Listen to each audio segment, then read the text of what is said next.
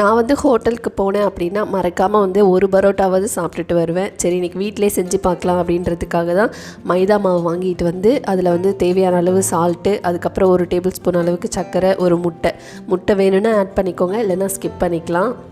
பரோட்டா செய்கிறதுக்கு 2 தான் ரொம்பவே முக்கியம். என்னென்னு பார்த்தீங்க அப்படின்னாக்கா, மாவு நல்லா பிசையணும், எண்ணெய் நல்லா தாராளமாக ஊற்றணும். இது 2 மட்டும்தான் முக்கியமான ஒரு விஷயம். மாவை நல்லா இழுத்து பிசைஞ்சு மாவு காயாத அளவுக்கு மேலே எண்ணெய் தடவி ஒரு மூடி போட்டு வச்சுட்டேன். வேணும்னா துணி கூட வச்சு மூடி வச்சுக்கலாம். அதுக்கப்புறம் வந்து ஒரு 4 ஹவர்ஸ் கழித்து மறுபடியும் எடுத்துகிட்டு நல்லா குட்டி குட்டியாக பால்ஸ் மாதிரி நமக்கு எந்த சைஸ் வேணுமோ அந்த சைஸ் உருட்டி மேலே எண்ணெய் தடவி மறுபடியும் ஒரு 2 ஹவர்ஸ்க்கு வந்து ஊற வச்சிடணும். மாவு எந்த அளவுக்கு ஊறுதோ அப்போ தான் வந்து நல்லா சாஃப்டாக கிடைக்கும் பரோட்டா. அதுக்கப்புறம் ஒரு தட்டில் நல்லா மாவை விரித்து கத்தியில் நல்லா கீறி ரவுண்ட் ஷேப் கொண்டு வந்துட்டு நல்லா தோசைகள் சூடானதும் நம்ம வந்து பரோட்டாவை போட்டு நல்லா வேக வச்சு எடுத்து இந்த மாதிரி தட்டி சாப்பிட்டோம் அப்படின்னா சூப்பராக இருக்கும்.